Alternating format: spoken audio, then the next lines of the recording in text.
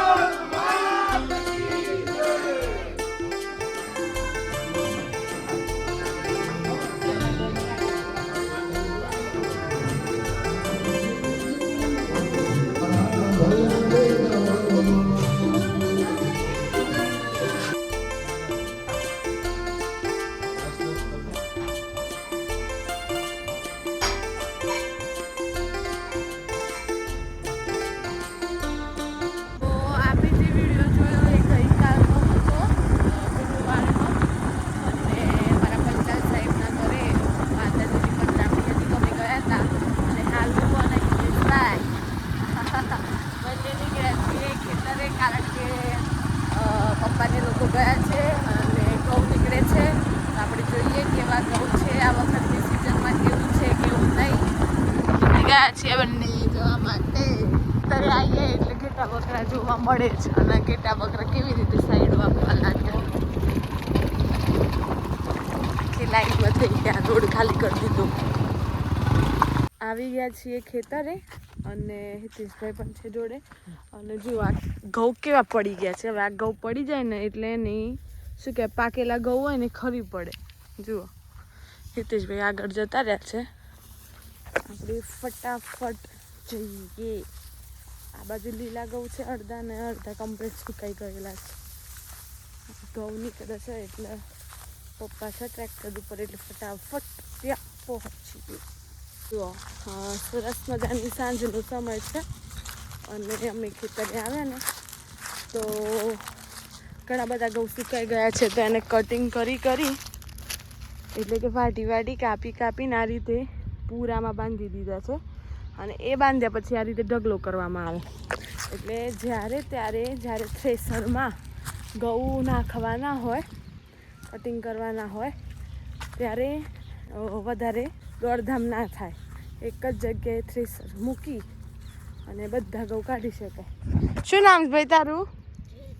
જીલ. હે, તમે શું કરો છો અહીંયા તડકામાં? હે તો છોલે બે જા. તડકો એવો હોય ને પછી એમાં બાળકોને તકલીફ થઈ જાય. અને મોટો ઢગલો થયો છે આ વખત નીકળે છે એવા ઘઉં, અને બીજા બધા મજૂરો છે એ ઘઉં ભેગા કરે છે. એ બી બતાવું, જુઓ ભેગા કરવાનું કામ ચાલુ છે. પેલા ઢગલામાં મૂકવા જઈશ બધા. એ હા, અને ત્યાં સામે ઘઉં નીકળવાના ચાલુ છે. ઢગલાના નજીક જ ટ્રેક્ટર મૂકી દેવાનું, એટલે વધારે મહેનત ના કરવી પડે. ઢગલાથી ડાયરેક્ટ મજૂરો થ્રેસરમાં નાખે છે, અને થ્રેસરમાંથી જે ઘઉં નીકળે પૂરામાંથી, કંટીમાંથી, એ ઘઉં ડાયરેક્ટ ટ્રેક્ટરમાં પડે. એ રીતની સિસ્ટમ છે, એટલે બરાબર મહેનત ઓછી થઈ ગઈ. બાકી જ્યારે ટ્રેક્ટરની બધી સુવિધાઓ નહોતી એ વખતે મહેનત વધારે થતી. જુઓ બતાવો, અહીંયાથી ઘઉં લે છે, અહીંયા નાખે છે. પાછળ એનું જે ભૂકું હોય હુસેલ, એ હુસેલ નીકળે છે, અને પછી ઘઉં નખાય. જોડે ટ્રેક્ટર એટલે કંઈ વાંધો ના આવે.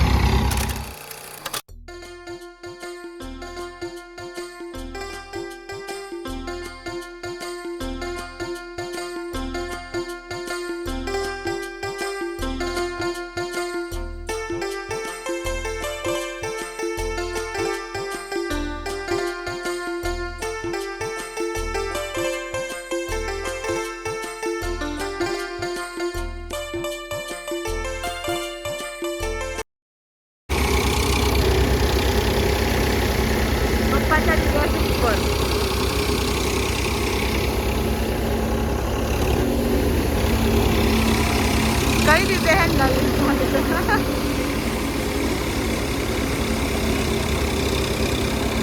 એક એક પૂરો લેશે અને ના કરશે.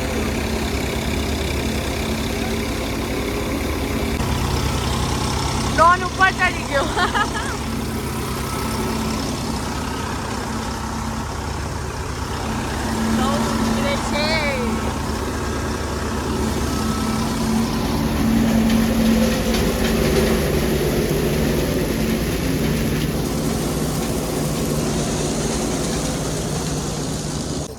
જુઓ ત્યાં મજૂરો કામ કરે છે ને, અમારા ભાઈ છે રોહિતભાઈ, એટલે પપ્પાને અહીંયા આ બાજુ નીકળ્યા છે. હિતેશભાઈ, આ બાજુ કેમ નીકળ્યા? આ બાજુ કેમ નીકળ્યા? જોવા જોઈએ, જોવા જોઈએ છે. આ એક ઢગલો પૂરો કરતા કેટલી વાર લાગતી હશે? ઢગલો તો એમ હોય 2 મણ ઘઉં હોય ને, હા, કલાક થાય. અચ્છા, ખેતર ઉપર હોય કેટલા વાયા હતા એના ઉપર, હે ને? આ વાવેતર કેટલું હશે? આટલા 4-5 મણ હે, હે ને? હા, એટલે 2-2.5 કલાક પાકતા પ્રેશર ચાલુ રહેશે. અહીંયા બધા ભેગા કરે છે, આપણે જઈએ એટલે ખેતરમાં સાચી મજા કઈ હોય એ બતાવું. જુઓ પપ્પાને લોકો જુઓ નીચે બેસી ગયા છે પાણી પીવા માટે, અને ખેતરનું પાણી છે ને હંમેશા મીઠું લાગે અને ઠંડુ લાગે, પછી ચાહે એ ગરમ જ કેમ ના હોય.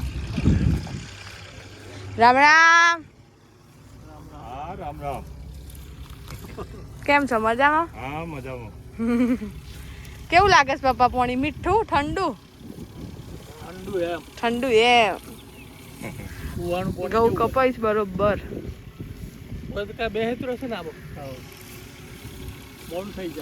આબુ કોનું છે પપ્પા? વઢાય છે.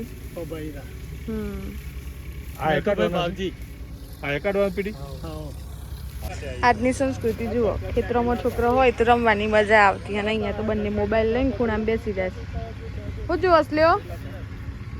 હે ઝીલ? ઝીલ નો અનોનું શું નામ હે તારું? હે શું જુઓ છે મોબાઈલમાં? એ તાર નામ બોલજે. શું નામ છે જીલાઈનું? પકો? એ પકા. જુઓ મોબાઈલ જોવામાં કેટલા મગ્ન છે. પપ્પાને લોકો બેઠા છે અહીંયા. આપણે જઈએ ઘરે. હું અને હિતેશભાઈ નીકળી ગયા છીએ હવે ઘરે, કારણ કે પપ્પાને હજુ લગભગ 2-3 કલાક થઈ જશે, કારણ કે બીજા ખેતરમાં પણ ઘઉં છે. તો ઘરે જઈશું, વિડીયો એડિટ કરીશું, અપલોડ કરીશું, પછી પાછું અહીંયા આવવું પડશે ચા લઈને. એ પણ ફોન કરી જોઈએ કે હું આવું કે ડોન આવે. ડોન, એ ડોન કેવું રહ્યું? ડોન આવાજ તો જુઓ, કેવું રહ્યું તમારે વઢાઈ ગયા ઘઉં કપાઈ ગયા ચાલુ જ છે બધાની અત્યારે લગભગ પ્રોસેસ ચાલુ છે હવે આ જુઓ કેટલા પડી ગયા છે હા હવે પડેલા ઘઉં કાપવા જાય એટલે સ્વાભાવિક છે કે સુકાઈ ગયા હોય એટલે ઘરી પડતા હોય હે ને હિતેશભાઈ ઘરી જ પડે ને પછી તો ખેતરમાં કંઈ નહીં હવે શું કરાય કહો જઈએ છીએ ઘરે અને બસ હવે આજના માટે બસ આટલું જ છે અને તમને જો વિડીયો ગમ્યો હોય તો લાઈક કરજો શેર કરજો ચેનલ પર નવા હોય તો સબસ્ક્રાઈબ કરજો અને જો વિડીયો આજે પસંદ આવ્યો હોય તો જય વિહતમાં કોમેન્ટ કરજો તો બસ મળીએ કાલે આવા નવા વ્લોગ સાથે ત્યાં સુધી જય શ્રી શ્યામ જય સીતારામ